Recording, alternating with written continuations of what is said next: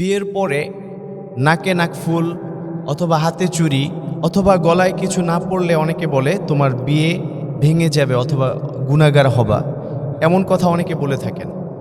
এটার সমাধান জানতে চেয়েছেন। বিয়ের সাথে নাকফুলের সাথে চুরির সাথে কোনো সম্পৃক্ততা নেই।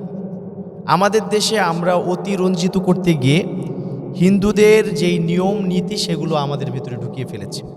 এগুলো হচ্ছে হিন্দু ধর্মের মানুষদের বিয়ের সময় চুরি নাকফুল এগুলো তাদের একটা অংশ থাকে, কিন্তু আমাদের ক্ষেত্রে মুসলমানের বিয়ের সাথে এগুলোর সাথে কোনো সম্পৃক্ততা নেই। তবে হ্যাঁ, মা বোনদের সৌন্দর্যের জন্য তারা চাইলে নাকফুল পরতেও পারে, খুলেও রাখতে পারে, গলায় হার বা অন্যান্য কিছু পরতেও পারে, খুলে রাখতে পারে, হাতে চুড়ি পরতেও পারে, খুলে রাখতে পারে, এবং বিয়ের পরেও যদি সে খুলে রাখে তাতে কোনো রকম গুনাহগার তিনি হবেন না।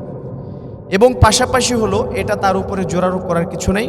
তবে হ্যাঁ, আপনার হাজব্যান্ডকে খুশি করার জন্য আপনি যদি সাজুগুজু করেন, আপনি হাতে সুন্দর চুড়ি পরেন, নাকফুল পরিধান করেন, এটাতে যদি সৌন্দর্যমণ্ডিত হয় এবং আপনার স্বামী যদি আপনার উপর সন্তুষ্ট হন, তাহলে অবশ্যই এটার জন্য আপনাকে আলাদা করে আল্লাহ সুবহানাহু ওয়া তাআলা নেকি দান করবেন। এটা আপনাকে ইসলাম উৎসাহিত করে।